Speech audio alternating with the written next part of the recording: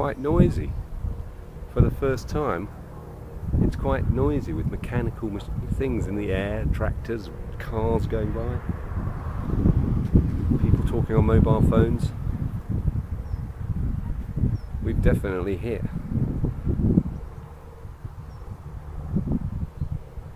people land.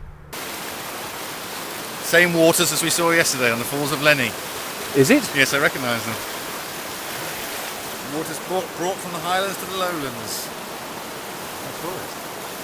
Well, we've crossed a motorway, railway line, dual carriageway, now the river. We're nearly there. We've snuck into Stirling. Yeah. No one's found us. Hardly anybody. When was the last person we saw? Saw a dog walker about an hour ago. Yeah, that was about it, wasn't it? Yeah. So it is possible to sneak into quite a big city. Yeah. Through little back routes. Quite encouraging. Don't even need to disguise ourselves, well, unlike that tree that was disguised as a mast. That upset you, didn't it? Or was it vice versa? Yeah, what was it? Yeah. That needs to be straight up and down. You do look quite heavily disguised as a northerner. Yeah. I've got a ferret. Oh, stop it. So that was exciting. Running across the dual carriageway like a criminal.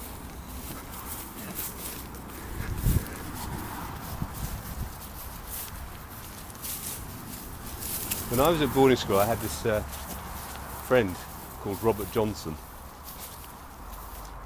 He was obsessed with running away, and we used to get to the edge of the school grounds, and then he'd run off across the roads. We were quite near the A1. He always used to get picked up trying to run across the A1.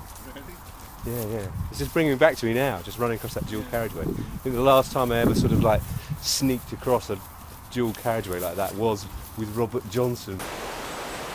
Don't go in there! There's a game of cards going on in here. They'd say it as well, wouldn't they? Say, oh, Bonnie Prince Charlie stayed in here. Yeah. They would, them people. How far in does it go?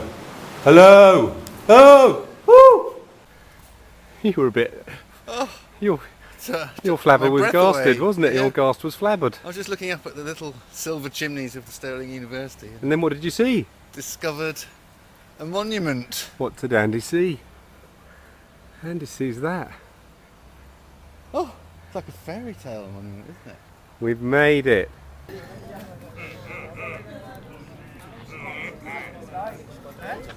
So we made it to the Wallace Memorial. Quite a long walk. It's very important that you get the wind farm in, Andy, alright? Because we've got rather obsessed about the wind farm, haven't we? It's haunting us. Yeah. I dreamed about it last night. I dreamed about the sound of wind passing through somebody's mouth. Well, anyway, moving on. No. At least it was the nose. Now look, we've made it to the Wallace Memorial. Yet again, Robert Louis Stevenson takes us past a historic monument, and we've done Rob Roy. We were at Rob Roy's grave only the other day, and we're now at the Wallace Memorial, another historical figure. So he's doing this on purpose, obviously. More spooky still, in the book, he's getting here, they're getting here, David and Alan, they're getting here on the 23rd of August, which is the anniversary of Wallace's martyrdom. So I don't think that's a coincidence. Yet again, I think Stevenson knew that he wanted his characters to get down to Stirling Bridge on the anniversary of Wallace's martyrdom. It's almost as if he's worked back from that date to fit in the previous date. Yes, which is why he's got it wrong, you see.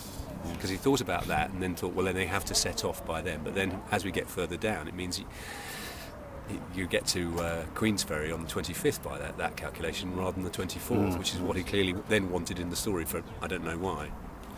So he's got his maths wrong.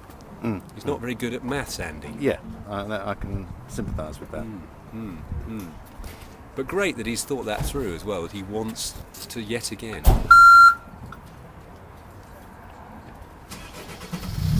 That'll do.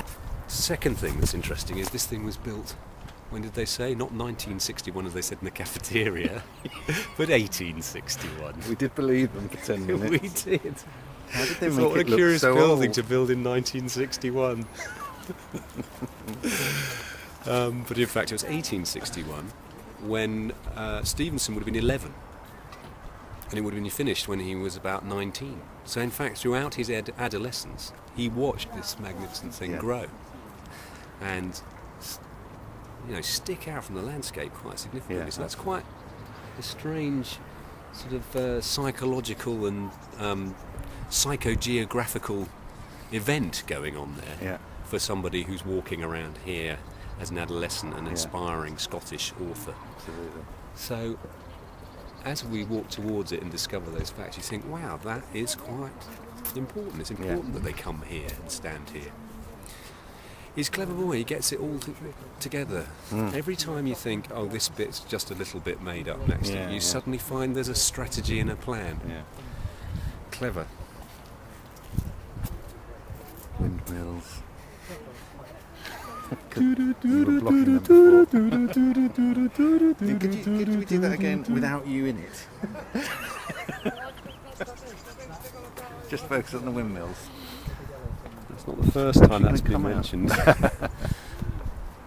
Quite a lot of people tuning into the blog say that.